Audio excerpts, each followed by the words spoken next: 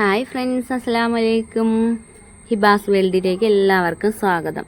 ഞാനിന്നൊരു കുഞ്ഞു ബർത്ത്ഡേ വ്ളോഗുമായിട്ടാണ് വന്നിട്ടുള്ളത്. ഇന്ന് എൻ്റെ മക്കളുടെ രണ്ടുപേരെയും ബർത്ത്ഡേ ആണ്.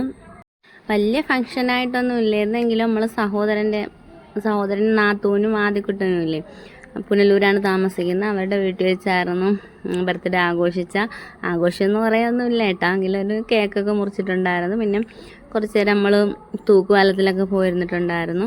7-ാം തീയതി ബർത്ത്ഡേ അന്ന് രണ്ടുപേരും മദ്രസയിലും ട്യൂഷനിലൊക്കെ മുട്ടായിയൊക്കെ കൊണ്ട് കൊടുത്ത് ട്യൂഷനിലൊക്കെ പോയിട്ട് വന്നിട്ട് നമ്മൾ 12 കഴിഞ്ഞതിന് ശേഷമാണ് അവൾ ട്യൂഷനിൽ നിന്ന് വന്നത്. അതൊക്കെ കഴിഞ്ഞിട്ടാണ് കേട്ടോ നമ്മൾ വീട്ടിൽ നിന്ന് ഫുഡൊക്കെ കഴിച്ചിട്ടാണ് ഇറങ്ങിയത്.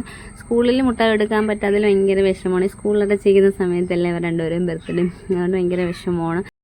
നമ്മൾ നിലമേ വഴിയാണ് വന്നത്. അവിടുന്ന് പാസ്റ്റിലാണ് വന്നത്. അതുകൊണ്ട് പെട്ടെന്ന് 1 മണിക്കൂറിനാകുമ്പോൾ വെച്ച് നമ്മൾ എത്തുകയും ചെയ്തിട്ടുണ്ടായിരുന്നു.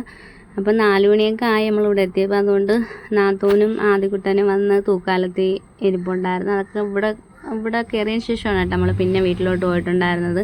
അപ്പോൾ ആദ്യക്കുട്ടൻ വന്ന് പറയണു വലിയ കേക്കൊക്കെ വാങ്ങിച്ചു വെച്ചിട്ടുണ്ട് എൻ്റെ അടുത്ത് പറയണത്. പിന്നെ നമ്മളവിടുന്ന് വെള്ളമൊക്കെ വാങ്ങിച്ചുകൊണ്ട് പോയി അവിടെ നിന്ന് കുടിച്ച് അങ്ങനെ കുറേ നേരം വീഡിയോ ഒക്കെ എടുത്തിട്ടുണ്ടായിരുന്നു. ഞാൻ പിന്നെ ഒരു കാര്യം, എൻ്റെ 2 മക്കളെയും ബർത്ത്ഡേ ഒരു ദിവസമാണ് കേട്ടോ. എൻ്റെ മൂത്ത മോളം 3 വയസ്സ് തികയുന്നതിൻ്റെ അന്നാണ് ഞാൻ രണ്ടാമത്തെ നമ്മളെ ഹിബക്കുട്ടിയുടെ അന്നായിരുന്നു ഡെലിവറി നടന്നിട്ടുണ്ടായിരുന്നത്.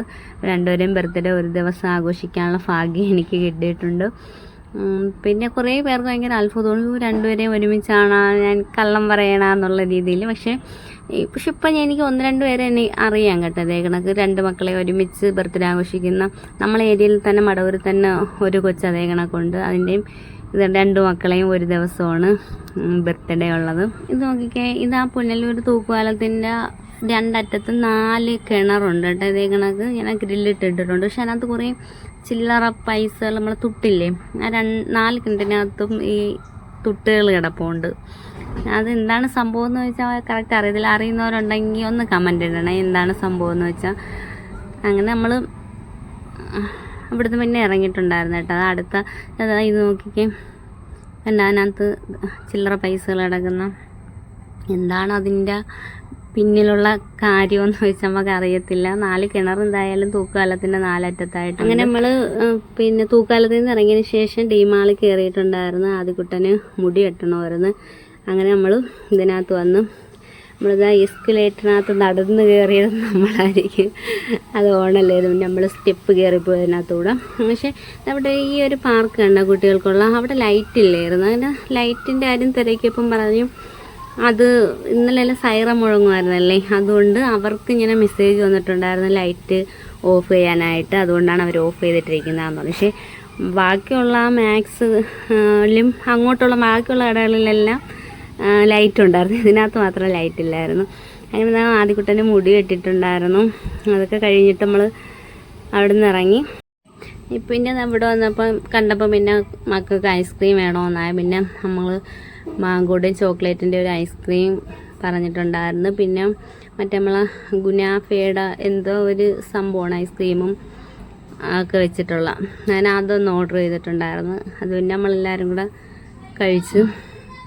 അത് കഴിച്ചതിന് ശേഷം ഇവിടെ നിന്ന് ഇറങ്ങിയായിരുന്നു കേട്ടോ. ഇവിടുന്ന് പിന്നെ നേരെ നമ്മൾ പിന്നെ വീട്ടിലോട്ടാണ് പോയിട്ടുണ്ടായിരുന്നത്. ഐസ്ക്രീമൊക്കെ കുടിച്ചതിന് ശേഷം ആദ്യക്കുട്ടനൊരു കോൾഡ് കോഫി പറഞ്ഞിട്ടുണ്ടായിരുന്നു, അതും കുടിച്ചിട്ടുണ്ടായിരുന്നു. പിന്നെ മക്കൾ രണ്ടുപേരും ഇട്ടിരിക്കുന്നത് ബർത്ത്ഡേ ഡ്രസ്സാണ്. സഹോദരനെ നാത്തൂന് എടുത്ത് കൊടുത്തിട്ടുള്ളതാണ്. നല്ല രസമുണ്ടായിരുന്നു, നല്ല ക്യൂട്ടായിട്ടുണ്ടായിരുന്നു രണ്ടുപേരും അതിട്ടപ്പം. പിന്നെ നമ്മളൊരു 2 വർഷത്തിന് മുന്നേ ഉള്ളൊരു ബർത്ത്ഡേ ഇതേണൊക്കെ നമ്മൾ പുനലൂരായിരുന്നു ആഘോഷിച്ചിട്ടുണ്ടായിരുന്നത്. അത് ആഘോഷം എന്ന് പറയാനൊന്നുമില്ല, കേക്കൊന്നും മുറിച്ചിട്ടില്ലായിരുന്നു. ഡ്രസ്സ് എടുത്ത് കൊടുത്തിട്ടുണ്ടായിരുന്നു. അവർക്ക് കേക്കൊന്നും വേണ്ട, ട്രെയിനിൽ കയറ്റുമോ എന്ന് ചോദിച്ചിട്ടുണ്ടായിരുന്നു രണ്ടുപേരും. ട്രെയിനിൽ കയറിയിട്ടില്ല എന്ന് പറഞ്ഞു. അങ്ങനെ നമ്മൾ ഇവിടുന്ന് പുനലൂരിൽ നിന്ന് തെങ്കാശി വരെ ട്രെയിനിൽ പോയിട്ടുണ്ടായിരുന്നു.